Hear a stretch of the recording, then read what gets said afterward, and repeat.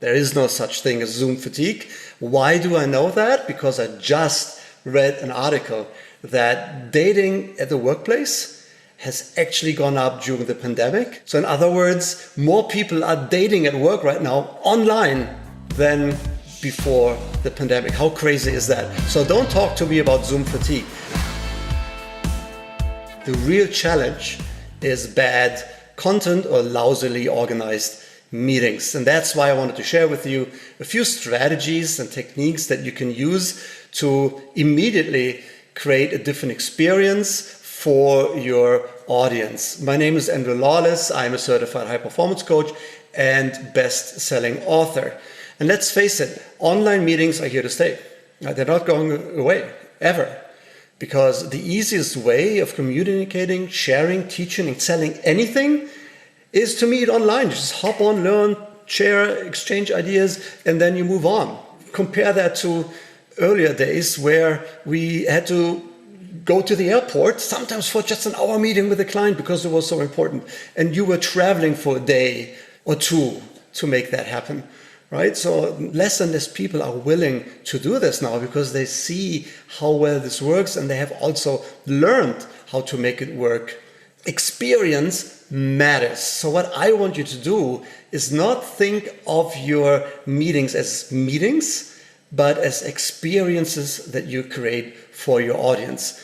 And that experience has at least three elements. The first one is the quality of the content. Most meetings have bad content. And that's true for team meetings, project meetings at work that we've had even before the pandemic. I mean, how often were we sitting in meetings where we thought, what are we doing here? Right? And the only reason we were in the meeting is because our boss wanted us to be there, or a peer of our boss thought it was a good idea if you just listened in, and we had nothing to contribute, nothing that we could take away from that meeting, and it was a waste of time. And when we meet online, that frustration is being amplified, right? Because nobody has that patience anymore, but also they have the opportunity right now to do other things, right? To switch off the video, check their emails, check their phone notifications, check any other alerts that they have, and take action, right? If there's a project manager on the team who feels he or she doesn't belong there, and there's a client with an urgent complaint, you have lost as a meeting facilitator. So make it relevant and structure your meeting in a way that it keeps people engaged. And that brings me to the next point, energy. The energy that you bring to the meeting changes everything. You can have the most interesting content in the world. If your energy is lousy and low, people will go down with it, right? But if you keep bringing the energy and keep people getting up in their spirits and in their thoughts and in how they feel in their bodies while they're there, the whole game changes. It's also true for you if you're a participant, right? So how many participants do we know when they come to the meeting and they drink and they eat and then they switch off and then they go somewhere else and so on. And I'm not talking about the cats, right, that jumps on the desk. We all know that that is the new normal, right? So the cat jumping on the lap, the dog chewing up important papers, the kids crying in the background, the FedEx guy coming and you need to answer the door because you need to sign it or whatever. We know that those things are happening. That is okay. But the behavior while we have the ability to be focused matters equally. And third, if you're the facilitator, keep engaging your audience throughout. Most important piece of advice that I got is keep the hands busy all the time. That's why experienced facilitators, they ask the audience, like right away, tell me where you're from, but where do you live? Give me 3 words of how you feel today, or give me a yes so that I know that you hear me. For 2 reasons. A, so that they know where the chat box is, but B, it's even more important, if you do not keep the hands busy, what they're going to do? Eventually, they will go to the phone.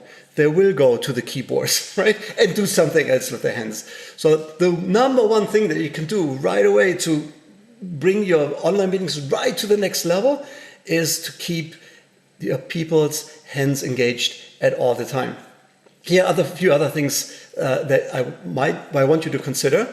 One is to learn how to acknowledge the pain of your audience. There's too many meetings that I'm attending where people tell me about their vision and their product and how great the new plans are and how better life will be once we get there. But rarely does a meeting start with, I hear you, and describing the world of your audience in their words through their eyes. That makes such a difference because that also tells the audience, I'm heard, I'm being seen. It's relevant that I'm here. Second, I'd like you to consider is go right into hands-on work. And that may mean into a breakout room and share successes from the last week or share frustrations or share insights from last week. Have them go into breakout meetings, have some kind of peer coaching there as well, which is super valuable because we know that peer coaching is much more impactful than any other type of coaching that you can give at work. Right? So, but they go into the meeting. It's very easy now to, not easy right now, to leave the meeting, right? Because you're supposed to talk. And if you're not showing up, you're being called out, right? So get them right into hands-on work.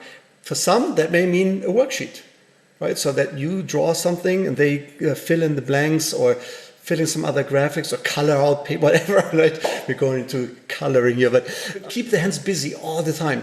Do not have too long periods where people are not engaged with their hands or engaged with each other or with the content. So if you cannot do that all the time or often enough, then get them out of their chairs. Much more often than we do, right, in normal meetings. It's not good in normal meetings either to sit too long, and we all sit too long. But for online meetings, it's especially important that you get them out of their state. Why? Because sitting, you sit like that, or like that, or like that, right? It just drains your energy.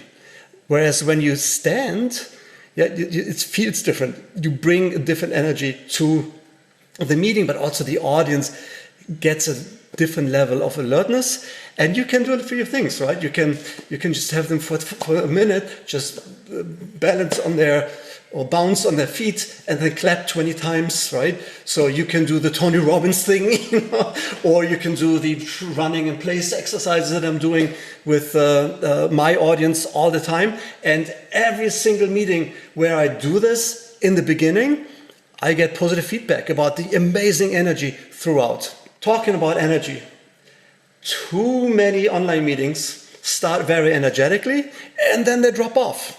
Right, so and then it goes up more and then becomes very, very monotone, either the speaking or the presentation or the conversation. As a meeting facilitator, you have to be aware at every given time about your own energy levels. And when you feel it's going down, you need to bring that intention and you need to make an effort to bring that energy up.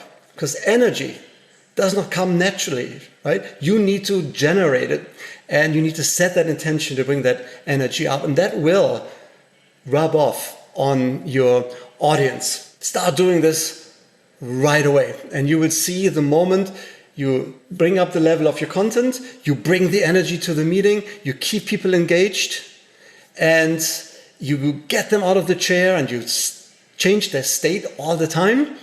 You would see a totally different level of attendance. People will want to be there and people get much more out of the meeting. So try it. Let me know how that worked. If you have any other techniques that have worked for you, please share that with me, either here or here or here. I don't know where you see this, right? But share with me your successes, share with me your frustrations, but most importantly, just share with us